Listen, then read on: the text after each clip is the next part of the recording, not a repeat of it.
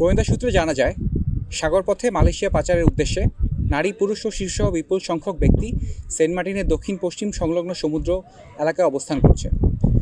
প্রাপ্ত তথ্যের ভিত্তিতে আজ ১ মার্চ ২০২৬ তারিখ রবিবার মধ্যরাত ৩টায় অপারেশন সমুদ্র প্রহরায় নিয়োজিত কোস্টগার্ড জাহাজ কামরুজ্জামান কর্তৃক উক্ত সমুদ্র এলাকায় একটি বিশেষ অভিযান পরিচালনা করা হয়।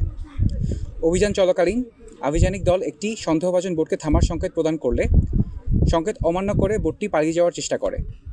অতঃপর আভিযানিক দল বোটটি ধাওয়া করে সেন্ট মার্টিনের দক্ষিণ পূর্ব সংলগ্ন সমুদ্র এলাকায় আটক করতে সক্ষম হয়।